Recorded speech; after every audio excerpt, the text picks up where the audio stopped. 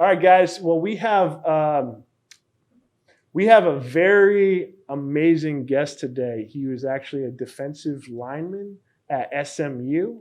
So he was an absolute terror on the gridiron. So after he just completely destroyed a bunch of quarterbacks reading their plays, he decided he was going to get into commercial real estate.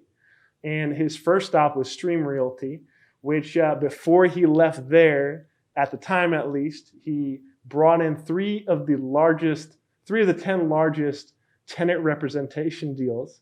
And after he got that kind of first blood in commercial real estate, he went on to start his first company, Rubicon, which was also a tenant representation firm in Texas. Started out as 2 individuals only, grew to the fifth biggest firm in Texas. And then he was like, you know what? I'm not going to stop there. I want to go national. Started a Pope Corporation. And as of now, if I'm not wrong, you've had $1 billion in transaction? Something along that. Okay. Around that size. Cool. So pretty much a certified badass. Well, John Pope. Thank you for the intro. Yes, sir. First of all, I hope none of my ex-football teammates see the intro. Oh, no. I appreciate you hyping up my football career. Yeah. I played linebacker, but Okay. great intro. Thank you. Okay, got you. Yeah, I think I said defensive linebacker. I'm sorry if I screwed up there. But the main thing, though, reading some quarterbacks, making some bad days for them, right? That's right. Hopefully. Got you. So Stream Realty. So like when I read about the Stream Realty, Stream is huge. From what I understand, at least, commercial real estate is in my bag. But you brought in 3 of the largest deals at the time. Coming into real estate initially as that being your first company to work for, and building up to those large transactions, like what would you say? How did those deals go down? I kind of want to hear those stories. How did those deals go down, and what got you to that point? Right. Really, it was about the company Stream Realty. It's a great company. Okay. Is a great company. They've got a great entrepreneurial spirit, and they really prize their young talent. They're new to the business talent, and they provide you with great mentors that are very successful in the business. And so for me, I had been in the staffing industry for a year out of college before that. Okay. And I knew how to make phone calls, and I got used to the process of sales. Mm-hmm. And for me, my job starting out there was to set meetings, and I had senior brokers that I could bring on the meetings that were very very good at what they did, and I learned from everything they did and just soaked it in. Yeah. And then they had a big leasing and big property management practice. They had the tenant representation side of the business was smaller at that time, but we had a great small team, and I was basically able to look for ways to provide value to these larger companies, and also, find people within my organization that might know someone in that organization. And we would go in there and just deliver, really ask them about the real estate situation, find out what problems they were experiencing on the real estate side of things, whether it be, cost, the layout of the space, the HVAC doesn't work well, and then providing solutions to those problems, and being part of really what was at the time a growing but smaller boutique operation. I believe it forced me to think creatively about how to help these clients, because the brand of the company was not as well known as the top competitors, which had built up huge machines. And so I really had to learn real estate consulting from the ground up. And that's how I got started at Stream. So basically you came into a situation where it was, as you said, kind of like a well-oiled machine. And then you took the lessons that you learned from there and realized that it was kind of a bit different of a ball game when you started your first company, Rubicon? Well, in what sense? The more boutique. Right. So, starting Rubicon, I really wanted to be part of starting my own business. And so a partner and I decided to branch out on our own. And provide the same service that we were providing to clients, but, run the company Yeah. and learned a lot in that business. Had a great time with it. Gotcha. And great memories from during that time. Cool, man. So with that having been your first business, like what was the because one thing that when I was like looking up, obviously your achievements, and I was of course starstruck, and I was like, one of the first things in my head was like, okay, so, cool. So he started Rubicon, obviously was super successful there. What was the transition, or what was the reasoning for transition to Pope Corporation, aside from obviously donning your name and also being potentially very Catholic? What was the I made a Pope joke. There's anything wrong with that. No, nothing wrong with that. I just made a really bad Pope joke and it didn't land because I'm sure you've never heard that joke before. It's first time. First time, really. Wow. Thanks for the laugh. Very much so. Didn't think that joke was going to land, but. Main thing there, Rubicon, you started Rubicon, and you went on to create Pope Corporation. What I was thinking in my head, okay, cool. So what was the reason to transition to that next company? What was the, I guess, fire starter point that made the two companies different? Like what was missing at Rubicon that you want to start with Pope Corporation? I guess that's the question I want to ask. That's a good question. It's a good question. So one is we had our second child on the way. Okay. And we have family.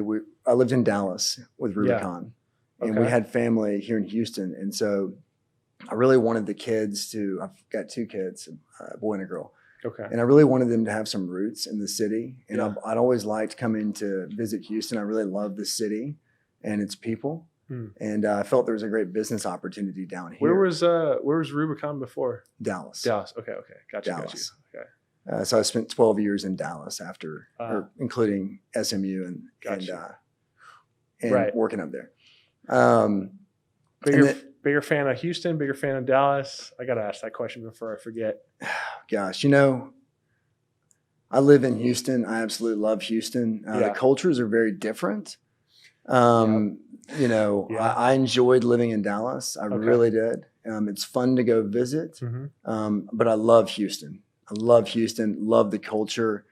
And it's just a unique, friendly culture where I see a lot of different type people mixing in Houston. Yeah.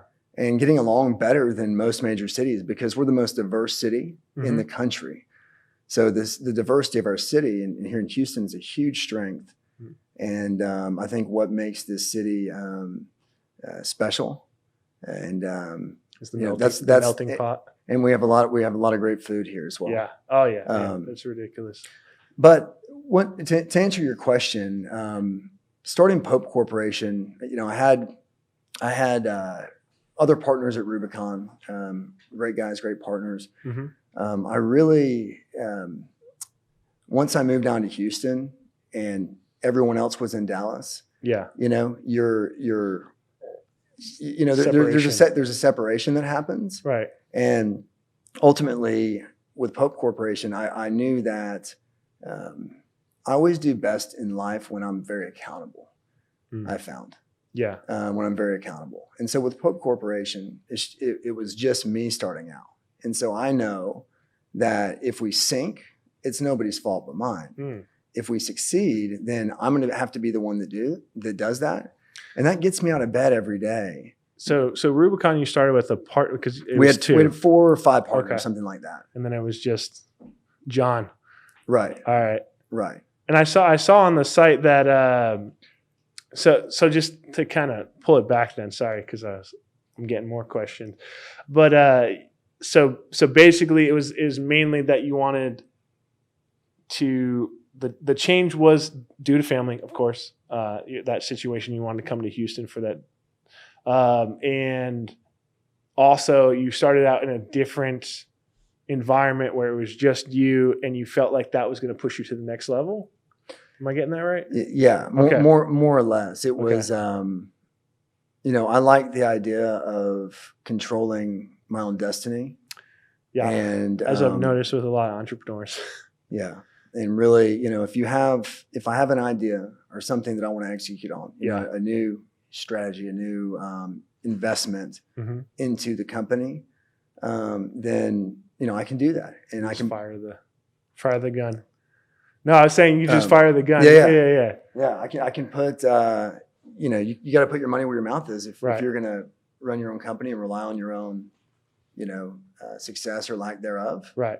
I think that commercial real estate companies in general are, in terms of a company to build up and invest in, they're not the best because from a valuation standpoint, these smaller commercial real estate companies might get 1x their revenue when they sell. And is that low evaluation due to the fact that there's just really not anything tangible or correct. Okay. The assets are the people. And so, if you ever sell a commercial real estate brokerage company, in order for the new group to follow through on that transaction, they're going to want all your producers to sign as well. And it's in terms of building it up as it's a great cash flow business, but the valuations are very low typically in that side. Yeah. And so I believe that causes some of these companies to not really invest as much in the business, because, they don't see those 10x multiples like on the software side of the business. Right. Yeah. So commercial real estate companies, it's all about, running a profit, making a profit, great cash flow, which is great. But I believe that a way to do things differently and really differentiate yourself is to invest that cash flow back into the commercial real estate company. Yeah. To invest it back into new products, new things to help the clients, new people. Right. And when I look at all the great companies out there, they're investing back in their companies. So that's really with Pope Corporation, investing back in the company, investing back in the people. And I mean that tangibly, dollars, continuing to grow and create the best, structure, not only for our employees, but also to where we're adding, as much value to our clients as possible. Yeah. No, that makes 100%. That's interesting that you say it's values based on the people, because I've seen that in a few different industries, and I've always wondered how, like, for a company that, or any industry that performs like that, where it's very much based on the personnel that's there, how would you, because you said you keep putting money back into it, but how would someone who's like, hey, I really want to do a commercial real estate firm the right way, but also I want to have an exit plan one day and build it up so it has a bigger evaluation, what would be the, I guess, secret sauce to get it to that point where it's more tangible to sell in the long run? The way that I've seen that traditionally done is, one, you can grow the company to be very large and get a lot of market share. Got you. That's one way to do it. Probably not the easiest way to do it. Definitely not the quickest. Not the quickest. Yeah. The other way that I've seen some of the valuations get higher is when they're focused on a specialty niche. So, hey, we do all the inner loop healthcare work for all these companies, and the revenue is X per year, and it's consistent, and we have the whole market. Yeah. So if one of the larger companies wants to get into that niche, they'll provide a higher valuation. I believe that there's other ways, technology-wise, to create more value in the business. Which is one of the things that. So I can't give away all my secrets. No, I was going to say, we're doing. We won't talk about your very valuable technology that you're cooking up at Pope Corporation, but in general, as soon as you said technology, I was thinking that too, because if you have something that is a service to the customer that they can only come to Pope Corporation for, then that becomes essentially a intellectual property, right? Or I guess more than intellectual property, but that's super cool. Well, if you really want to represent a company that has multiple locations, say 20 plus leases, to do it right, you have to have abstracted every one of their leases. You have to have a system to track it. Okay. you've got to be studying these things. And so to do that business well, you've got to invest in technology, you've got to invest in people, and you've got to do it the right way. And you were telling me before that that's why clients come to you, because you guys have pretty much a one-stop shop when it comes to that consolidation. Right. And basically your client's whole history is like part of Pope Corporation. It's all right there, right? And or not just history, but current situation as well. Right. And right. so I guess that came up with the second question there. So kind of out of curiosity, this is a random question. I don't know. I don't know if anyone would think this or think to ask this, but so you got a company that has all their current leases, all of the future sites and future that they're looking into. How big a role does historical leases play, historical sites play into like either how you guys are going to negotiate one? Maybe you could say like, hey, you guys did really well over here. I think your next site should mirror a situation that you had before, or just kind of use that historical data to add to their own future insight and how you think they might do it better. Totally. I mean, that's a huge piece of it. Yeah. I mean, number one, when you get hired by a new client, our team actually reads and abstracts every single lease internally, which can take an average of 4 hours per lease. Oh, wow. To really go through it. They're not. Look at all the terms. Many times there's mistakes in these leases. There's how big is a normal lease, by the way, just page wise for people? 40 pages roughly. 40 pages. 40 pages. I think the one here was like 90. Yeah, I was on a call with the lawyer. That's a big boy. Yeah, I was not to interject, but I remember being on a call with our lawyer with it, just like hearing it, and I was like, when is this going to end? But anyways, keep going. I'm sorry. Yeah. So once you've abstracted all the financial, non-financial terms, we've got a proprietary system that tracks all of that, stores all of that, and once you've done that, you then want to look at leases that are expiring within the next couple of years first, because those are the ones that you're going to have an opportunity to restructure the quickest. Okay. And so, how far in advance can you usually look at a renewal of a lease? Like, is there? Depends on the size. Standard? It totally depends on the size of the lease, square footage wise. Okay. 2 years is 2 to 3 years. Okay. Depending on the size. So not okay. So, but we'll look at what are you paying in this location, and then what's market today. And so, if you have 50 locations, you've got to think that somewhere you're likely to be paying above market, right. Especially in this market, given COVID and everything that's going on. Right. And we take the opportunity to restructure those leases and provide recommendations to the client to say, hey, these 7 locations are over market. We can look to restructure these. Do you need to downsize?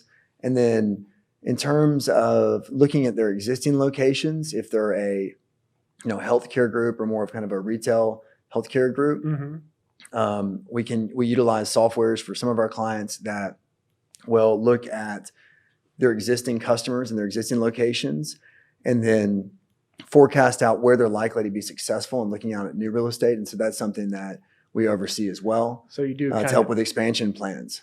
So you do kind of take it all into effect and you take it from a top-down look almost and apply that outwards. Exactly. And then we'll negotiate these leases, and then we'll store the new leases in the system, keep everything up to date, because that's really half the battle here. You got companies with hundreds of locations that are still operating out of file cabinets and Excel spreadsheets, and to get them into don't knock Excel too much.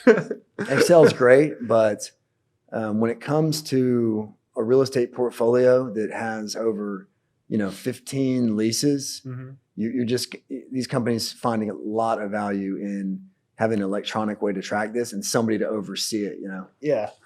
Yeah, and then the more you have in your system is just a constant adding to data points. Correct. So you're building. So not only are you bringing in what they already have, but now you are almost creating a history with them, which is obviously easily accessible. But you've also done your analytics before, seen how that worked out. Because I'm assuming you could say, hey, let's renegotiate it this way, see how that pans out, and then you can even go back and say, okay, we made this recommendation here. This is how it went. We did it based on these factors, and kind of you're not only helping your customer, but then that huge database. This is just my thought is then you're able to even look back at yourself and see how you guys are performing with all your clientele and keep getting better and better. Totally. So you guys are essentially like AI, where you're just going to keep learning and just forming even better strategies for the future. So, and when did Pope Corporation start? About 4 years ago. Got you, 4 years ago. So stronger every year. That's what we're working towards. That's what's up, man. But by the way, speaking of fourth year, this last year being in COVID, so I saw a lot of stuff on your LinkedIn, which is super interesting about renegotiating leases in COVID. But for Pope Corporation as a whole, though, how have you guys been doing through all this? We've been doing well. There's a lot of clients, a lot of tenants out there Yeah. that need help during this time, or at least have questions. Mhm. Hey, are we eligible to get free rent right now? Can we Yeah. reduce our rent? Can we renegotiate this? Can we sublease this space? And so we're here. We believe that helping our clients during what are tough times for Mhm. them, that's what builds that relationship Right. for the good times. Yeah. We're fortunate to have a lot of great clients, Mm-hmm. and we've been very busy during this time. I think I love meeting in person. Yeah. I love meeting in person, and I've missed that. You definitely have a presence about you. Thank you very much. But just from the analytical side, Mhm. doing things over Zoom and over the internet Mhm. has probably been a benefit to our overall business. Right, of course. Financially, Mhm. it's just not as fun as going to see someone face Yeah. to face. Dude, I'm right there with you, man. It's for us, we've had to kind of change things up a bit and realize it's not the most practical thing to go in person too much now. But there's just something about sitting across from someone, especially someone who's come to you for help, and they're trusting in you, and being there and not literally holding their hand, but being there to kind of go through, like, even I would say going through I'm not sure if you go through paper contracts with someone, but okay, cool. There's just something, even though I know we're so technologically advanced and your business is very, very much using technology in a great way, there's something like bonding about going through a contract with someone in person. And some of my best customers that started out digitally, we almost always find a way to meet in person, even if it's just to shoot the shit and have lunch together. But I definitely agree with you, man. That's great. Really cool. Free rent, by the way. I know as soon as I heard that, I was like wondering, because I know for me specifically, as soon as this started, it was almost like everyone wanted to make sure we were going to pay the rent. And I was like, no, we're good. We're going to pay the rent. But it made me think we're one of many companies that are probably doing good enough to not worry about that. But for the companies that aren't able to make that rent or were concerned and did come to you about free rent, I didn't even know that was a thing, first off. But what are the options that a company has when they're in a spot because of COVID and they're like, dude, rent's just going to eat me up and I need to keep going operating wise? Right. So one thing that we've seen landlords do, because once COVID hit, everyone was asking for free rent. Yeah. And so these landlords had to come up with kind of a master plan so that they weren't just piecemealing free rent requests all day. Right. And so what we saw a lot of the large institutional landlords do was respond to that with, okay, you want free rent because of COVID, fill out, all these forms, this 16-page form.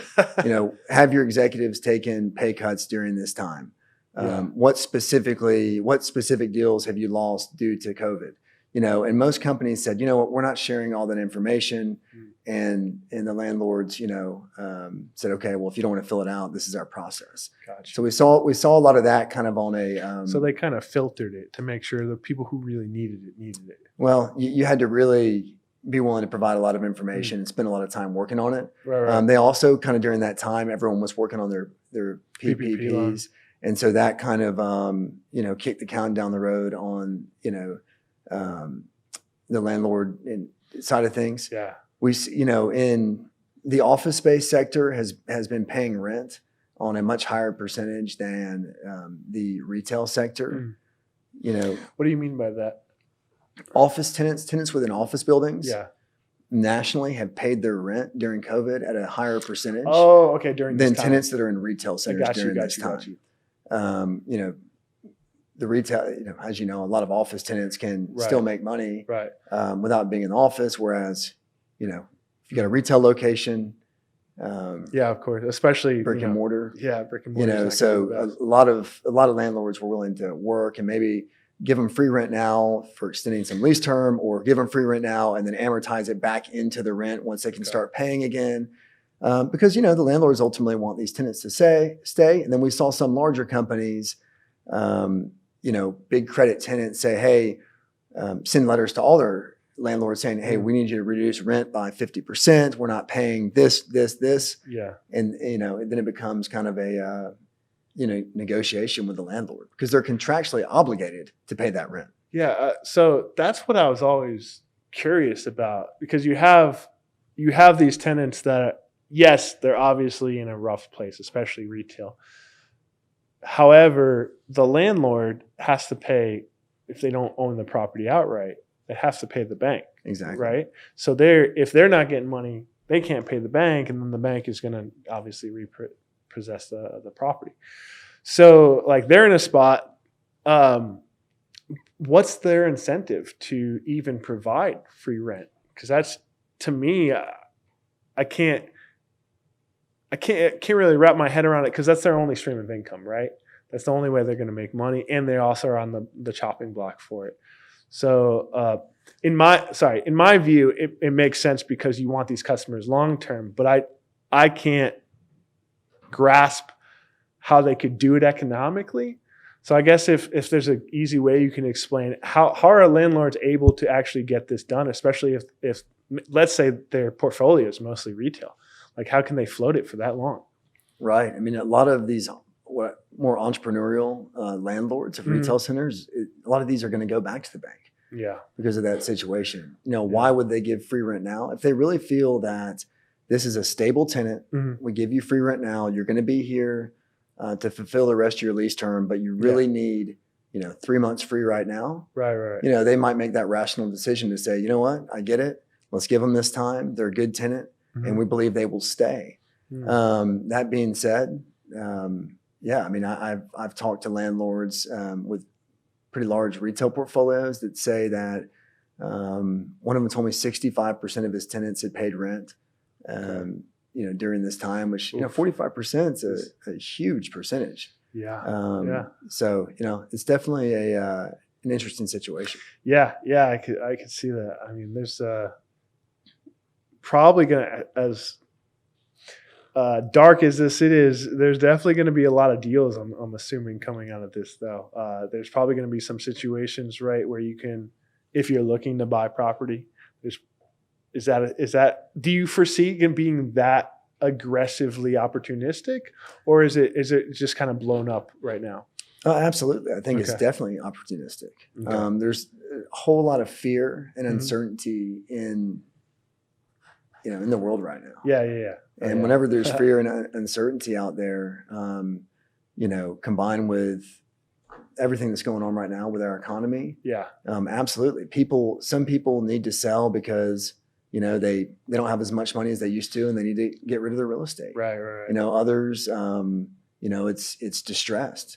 The tenants haven't paid their rent. So I mean, I think we're going to see, back in 2008. We saw a lot of the banks kick the can down the road, and we never saw the cheap real estate purchases that we thought we would.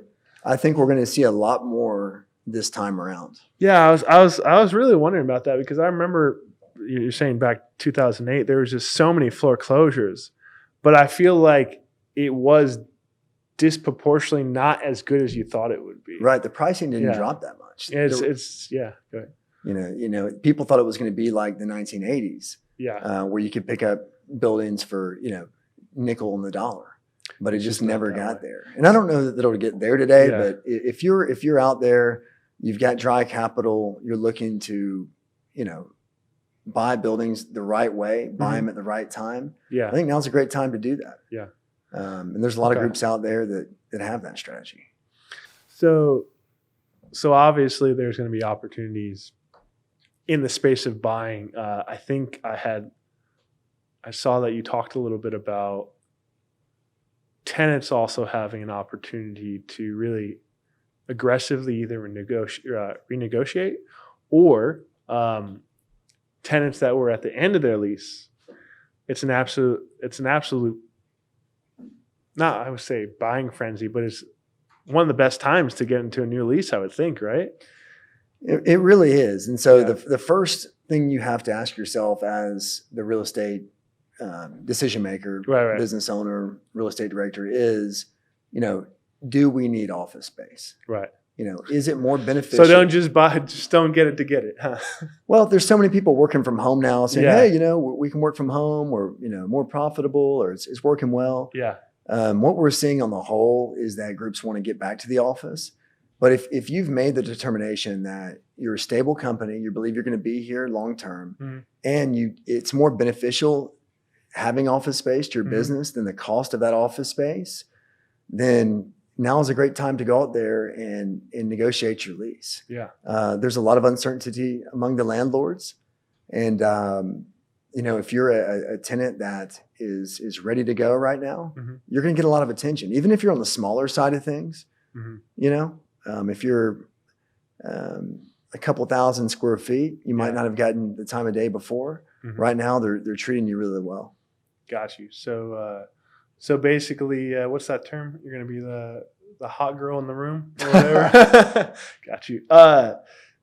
Going back to what you said about how there is some thoughts that maybe remote is more of a thing now, and you may not need that office space. I've heard like two separate schools of thoughts now where people are saying the office space as we know it, people coming in 9 to 5 is done. We're never going to see that again. Companies are realizing they could cut down their bottom line just by the fact that they're not going to need that office space. And then other people are saying there's people that are at home and the interaction is just absolutely, lack of interaction is absolutely killing them. So it's really hard to really believe one way or the other, I think, because we won't really know till we see it, right? Like when things go back to normal. I'm of the mind that I think there's an interaction that's needed. But I kind of wanted to get your thought from a commercial meta standpoint. Where do you think it's going to go? Right. So first off, I think the extremes are emblematic of everything in our society right now. It's very polarized, and it's either there will never be office space again, or everybody needs to be in the office. I think the truth lies somewhere in the middle. Do I think that more companies will work from home long term because of this? Absolutely. Yeah. Do I think this will cause real estate prices to drop? Most likely. Do I think the vacancy rates are going to go up across the country, office space? Absolutely. 100%. Yeah. I think, there's another narrative out there that companies are going to be taking more space right now because of social distancing. The thing is, the companies they're not making profit right now. A lot of them aren't making a profit. And so they're not going to go out and take more office space. Yeah, that's a really weird thought there. So they're thinking that literally people are going to get more space just to accommodate for the 6 feet. Right. And I think, if you look at the different narratives that are out there, it's important to look at each person that's giving their narrative. Yeah. To see whether it's going to be an objective opinion. Because I think if anybody had to bet their own money on it, they would bet that vacancy would increase in office buildings over the next 12 months nationally. Yeah. Okay.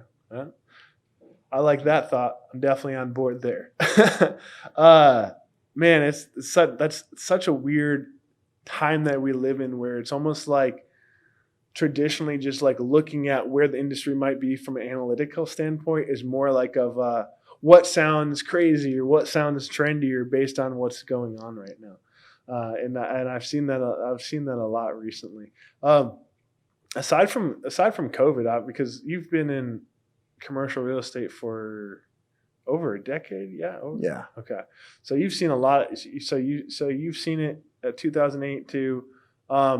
I mean, this pandemic is obviously a very specific thing, but I'm wondering if there were any other things that you've seen that were kind of like trendy in this space where people thought, oh my God, this is going to revolutionize commercial real estate or sink commercial real estate, or things are going to be different than we've ever seen them. And then it's just a fad, or it's something that makes no sense, had no ground, and then it just fizzled out.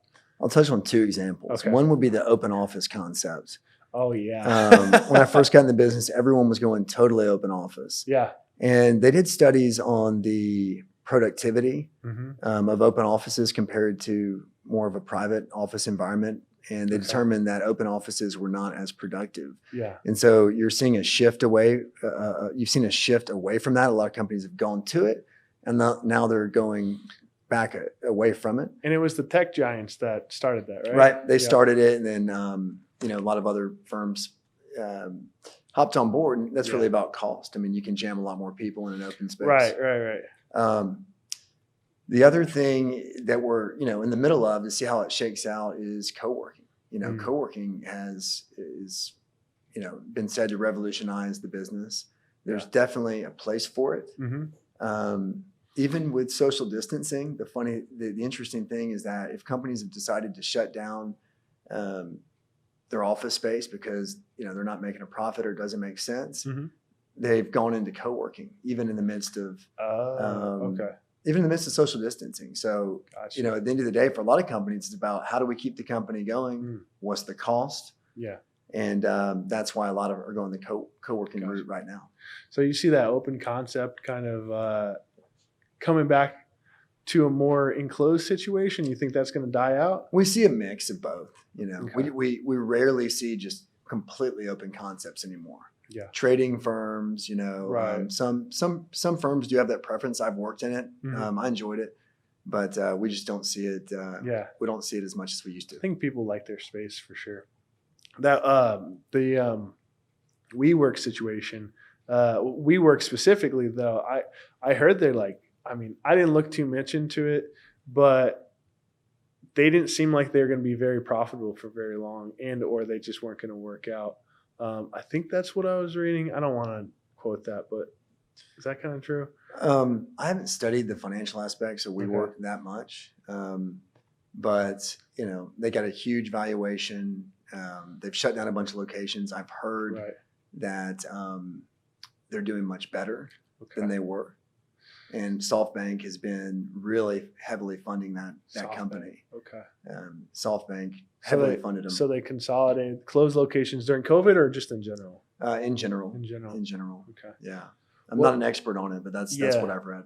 So you've seen more WeWork type situations, but you also think do you think that's going to blow up more? Or do you think that's going to come back down? It's funny. It's a little bit counterintuitive because when you think of co-working, you think of collaboration, you think of people getting together. That's the term, co-working. Even given that, I predict that co-working will continue to proliferate. I think you're also going to see a lot more of the major landlords create their own co-working concept for some of their vacancies. Yeah. As tenants, if they've got an extra floor they just can't lease, I could see some of the groups turning it into a co-working situation, not only to get some cash flow, but also to get more tenants in the building that might move out and lease direct space. So it's like subleasing co-working space, essentially. Yeah. I see some landlords taking that in-house. Got you. Oh, that's interesting.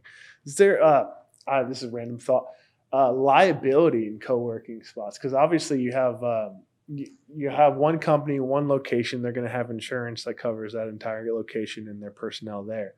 But co-working, like, is it insurance? Just out of curiosity, is the co-working company holding the insurance, or is it going to be the individual companies, or does that make liability go up because there's different thought processes of operations that are happening there, different cultures, different individuals that are running those companies could end up in some bad scenarios? Or I don't know. I really can't.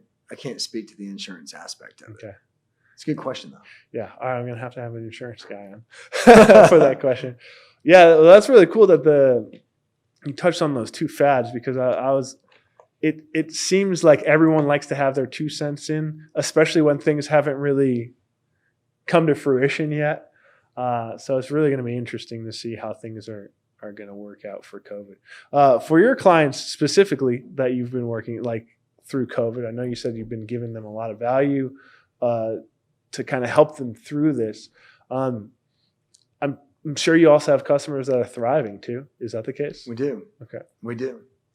You know, if you're thriving right now, then, you know, there's a lot less other groups that are thriving, and that's where the opportunity lies. Right. Do you see, because I know you'll probably see the commercial transactions too. I know I'm starting to see money move around in certain industries, but are you starting to see the same where acquisitions are becoming more commonplace, mergers are more likely to be talked about now? You know, we do a lot of work on the healthcare, MSO and DSO side of the business, which are MSO and management DSO. practice organizations. And so they'll go in and say they're in the dental space. You know, they'll buy up and partner with a lot of individual practices and roll them up into a corporate entity within different verticals in healthcare. So we do a lot of that work. You know, COVID hit, the M&A activity stalled for a little bit. But then there were so many distressed companies out there that the groups that, you know, still have dry powder and the ability to go out there and buy companies. I like that term a lot. Have been getting aggressive. Yeah. The multiples have really dropped on that side of the business. So yeah, we're seeing a lot of the M&A specifically on the healthcare roll-up side of the business start to really kick back in again. And we've got multiple clients that are in the middle of M&A transactions, still growing and you know, really thriving during this time and building for the future. Cool. And when all that happens, when the acquisition happens or the roll-up per se, when it comes to the commercial leases, that just goes under the main company? It's, you know, it's depends on the specific situation. Sometimes the doctors will own the real estate, the company will lease it from them. Other times they'll you know, lease third-party real estate, but typically the company that has acquired is in charge of the real estate. Yes. Got you. So they're just, it's like acquiring the company. You're essentially acquiring their debt anyways, or acquiring their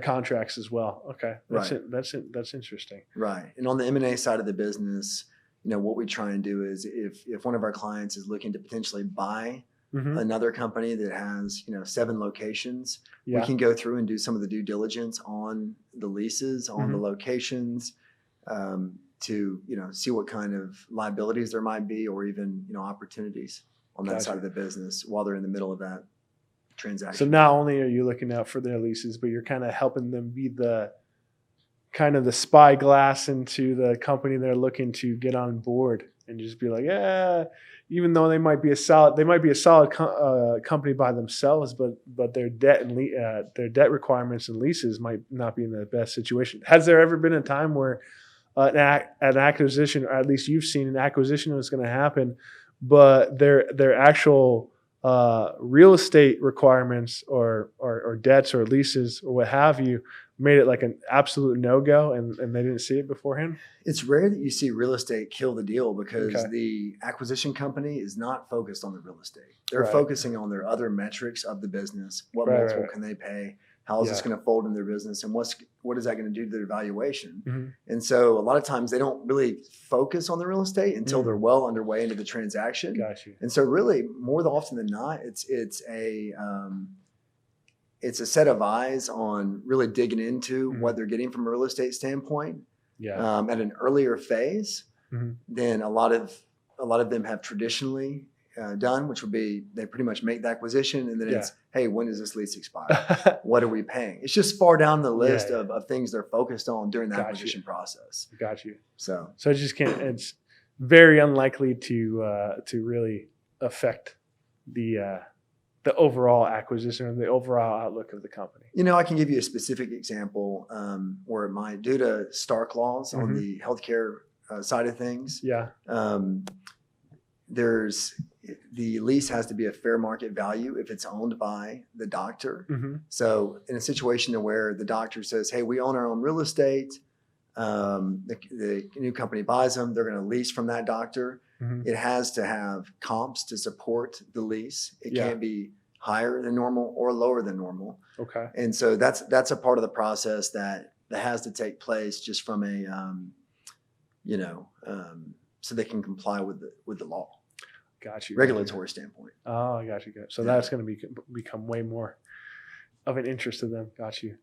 Well, I never even thought of that. I guess it wasn't as it's a big deal, but not as a big of a linchpin, I guess, of that situation. I didn't even really think of it. I've never even really thought of that before, because you did mention the medical part. This is kind of a tangent here, but I never saw dental practices being bought up before into one conglomerate. That's interesting. The only thing I ever saw dental wise that was a bigger corporation or had some sort of branding to it, I'm sure you remember, in Dallas, Mint Dentistry. Of course. Yeah, man. Talk about branding, man. I think I went there specifically because of the billboards I saw. Oh yeah. I know. They definitely got their brand out there. Yeah. There's a lot of DSOs, ton of DSOs in the space. There's these practice management organizations within almost every healthcare vertical. Okay. And dental's, a pretty well established niche. Okay. Chiropractors too? I haven't seen a chiropractor one. Because I haven't seen that. I haven't seen that either. I was just wondering. I've seen multi-location chiropractor practices, of course, and franchisees, but I have not seen a roll-up yet. I'm sure they're out there. Got you. Another question of curiosity I always have, or always had. You have a lot of these newer concept restaurants, newer concept clubs, essentially. I always wondered, because of how much they can bring in early if they're done right, does it artificially inflate the commercial real estate price because they know they can attract those type of clients? Does that ever change value because they're like, oh man, we could probably get someone in here that has a bunch of money backing them on a new concept? Or is the market kind of not attached to that hype, I guess? Specifically for restaurant spaces? I would say restaurants or clubs or anything that's like kind of a new concept, new spin on or even like a new concept or spin on retail. I guess it's more of the question I'm trying to ask is an area ever artificially inflated commercial real estate price because of the fact that they believe that they'll get a lot of new concepts and new hype-based businesses that are higher price, basically inflated in price? I know that's kind of a weird question. If you own real estate in an area where restaurants want to be and they're not currently there, then sure, the real estate, the value of that real estate is going to go up. Got you. We see a lot of these redevelopments happen in the Heights, for example. Sorry, random. I had another thought. They're redoing a post office off of Washington, I heard, or something like that. The development like that. I've also seen, not to cut you off there, I've also seen this trend. It seems like they're taking very, very old architecture and just repurposing it. From your standpoint, is it smart for them to repurpose it in terms of those buildings got to be pretty old, right? Or is it worthwhile? I think I personally love repurposing. Okay. There's two ways you can look at it. One, is the building actually historic? Is it on the historic tax register? And then you go through a process and you can apply for historic tax credits. You can monetize those credits. Oh, wow. It requires less equity in the deal. And there's both a state and a national credit. And you have to go through and do the renovation in very specific ways, complying with keeping the exterior the same, down to the windows, anything that's deemed historic at the time you buy the building, you can't tear out. Okay. And so that's one thing, financial structure that makes doing a true historic redevelopment attractive. Mhm. I've got a friend out of New Orleans that does a lot of them, and he's had, it's very fascinating to talk to about how he structures these deals. Yeah. And just in terms of, I'll speak to Houston in general. I mean, I think we've really seen with, the millennials getting older, Yeah. more of they crave that type of, authentic, old school sort of building and Yeah. experience. And I think that's really led to some creative redevelopments of a lot of this real estate. We've got Yeah. some really cool, really hip concepts here in this city, Yeah. and more of them coming. Oh yeah. No, I was laughing because I remember seeing a meme for Dallas where it was like the Dallas repurposed restaurant starter pack, and it was like the old school bulbs and the stained glass. It was just like I was like I felt like that's been such a thing, but that's really wild that it's an incentive like that. And I think actually I read, so you guys look at those type of incentives as well. That's part of one of the biggest things that you look at, right? We do. So we do state and local and federal incentives. Mhm. A lot of them revolve around, company wanting to open up a new location that they're going to do a big development, put in infrastructure. And so we work to get grants for, the roads, tax abatements, things like that. Got you. Cool. So really, truly a one-stop shop. So back to Houston, because I know we just mentioned how many sites are popping up there. What do you? Last thing I really want to ask you here is what do you foresee for our fine city of Houston, like development wise? Because I see a lot growing out. Obviously, more and more within the loop. Of course, they're always building that up. I know that Spring Branch is kind of upcoming only because I live in that area. But in terms of the Houston metroplex in general, what do you see as some of the more hot spots? I guess maybe not necessarily in the next coming years, but like if you were to look at that metroplex in the next decade or so, what would you say is this is probably what's going to be growing?